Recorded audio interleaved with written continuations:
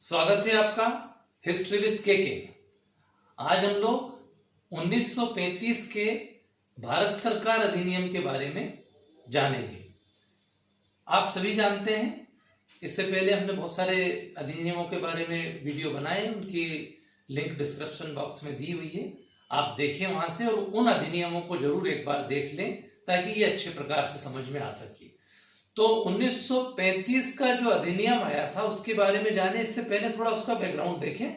तो 1919 में अधिनियम आया था और उस अधिनियम में कुछ दोष थे।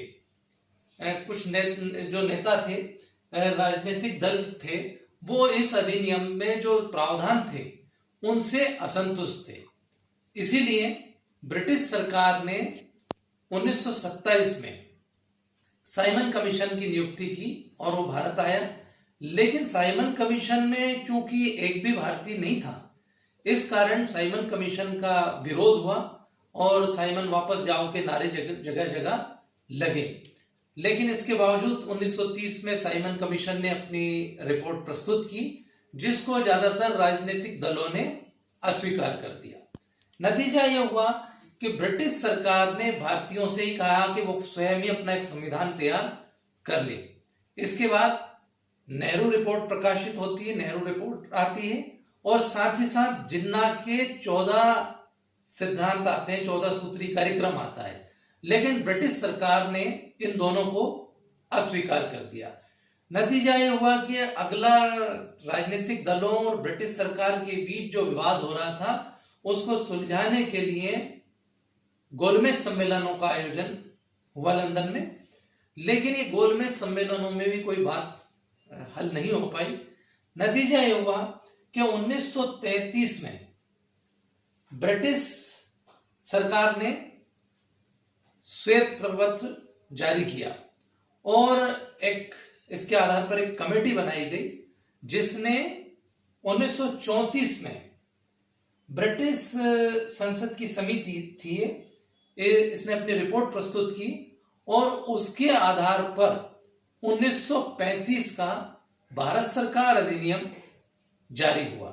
यह अधिनियम बहुत महत्वपूर्ण था और भावी संविधान की आधारशिला था। तो अब आइए हम इसके जो प्रमुख प्रावधान थे उनके बारे में जान लेते हैं।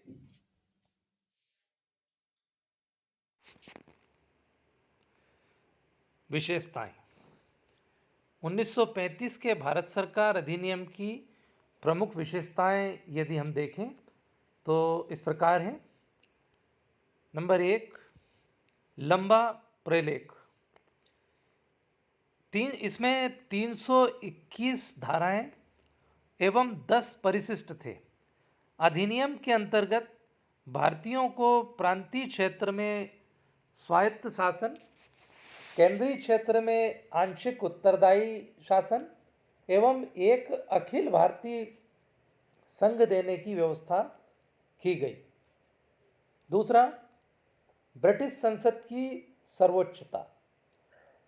इसके अंतर्गत ब्रिटिश संसद की सर्वोच्चता पूर्ववत बनी रही। उसे ही संविधान में संशोधन करने, सुधार करने तथा रद्द करने का अधिकार था। तीसरा, प्रांतीय स्वराज। इसके द्वारा प्रांतों में से द्वैत शासन का अंत कर दिया गया। पहले प्रांतों में द्वैत शासन था और संघ विषयों का शासन ऐसे मंत्रियों को सौंपा गया जो विधानसभा के प्रति उत्तरदायी थी। कुछ प्रांतों में एक के स्थान पर द्विसदनी व्यवस्था भी कायम की गई।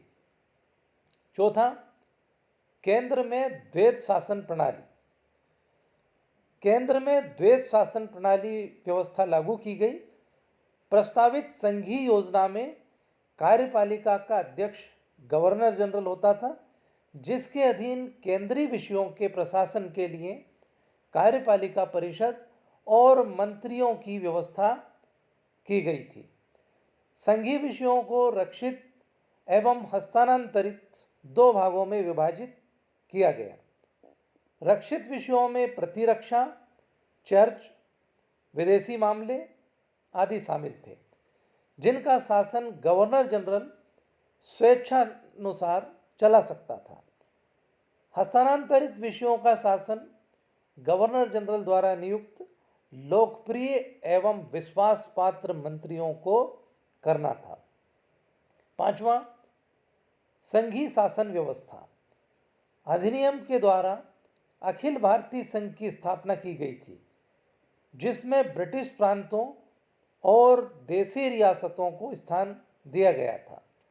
यह संघ 11 ब्रिटिश गवर्नर प्रांतों, 6 कमिश्नर प्रांतों और देशी रियासतों से मिलकर बना था। प्रांतों को संघ में शामिल होना अनिवार्य था, परंतु देशी रियासतों के लिए ऐच्छिक था। कुछ विशेष कारणों से संघ की स्थापना न हो सकी। विषयों का बंटवारा। संघ की स्थापना के कारण समस्त विषयों को 3 सूचियों में बांटा गया। एक था संघीय सूची, इसमें 59 विषय थे। दूसरा प्रांतीय सूची, इसमें 54 विषय थे। एक थी समवर्ती सूची, इसमें 36 विषय थे।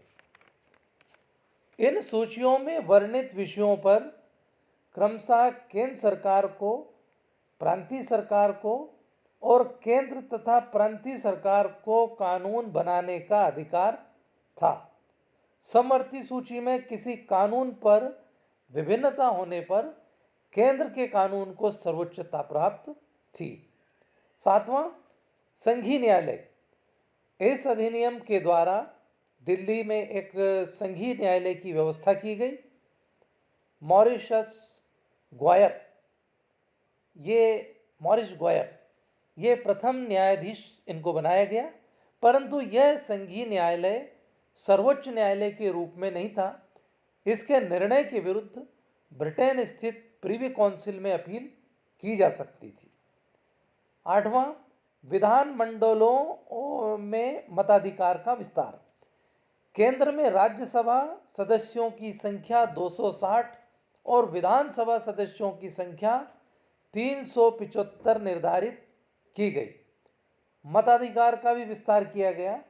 अब 15% भाग को मताधिकार दिया गया।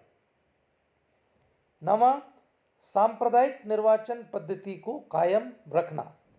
इसका विस्तार कर हरिजनों के लिए भी यह पद्धति अपनाई गई। विधानमंडलों में मुस्लिमों को 33.13% स्थान दिया गया, जो उनकी आबादी से अधिक था।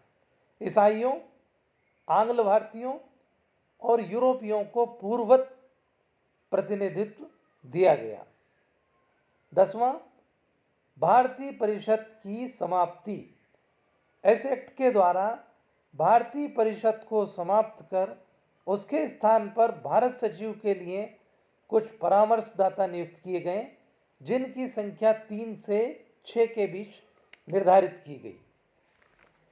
इसके अलावा इसमें कुछ अन्य व्यवस्थाएं भी की गई, जैसे reserve bank India, railway authority board आदि की स्थापना की गई। और इसके अलावा प्रतियोगी परीक्षाओं के लिए लोक सेवा आयोग की स्थापना का प्रावधान भी किया गया। निष्कर्ष रूप में यदि देखें तो यह अधिनियम अंतिम सुधार अधिनियम था। इसके बाद कोई सुधार अधिनियम नहीं आया, बल्कि आगे चलकर भारतीय स्वतंत्रता अधिनियम आया, जिससे भारत को आज़ादी मिली। इस अधिनियम में कुछ दोष भी थे। इस अधिनियम में प्रस्तावना का अभाव था, जिसके कारण इसकी काफ़ी आलोचना हुई। पंडित जवाहरलाल नेहरू के अनुसार तो यह अधिनियम ऐसा इंजन था जिसके चारों ओर ब्रेक लगे थे, लेकिन फिर भी यह अधिनियम बहुत महत्व का था। यदि हम यह कहें कि यह भावी संविधान की नींव था, तो गलत ना होगा। आशा है इस पूरे हमारे प्रेजेंटेशन से आपको 1935 का भारत सरकार अधिनियम समझ में आ गया होगा। अब इसके बाद जो अगला वीडियो हमारा होगा, उसमें हम भारत का स्वतंत्रता अधिनियम के बारे में जानेंगे। Thank you very much.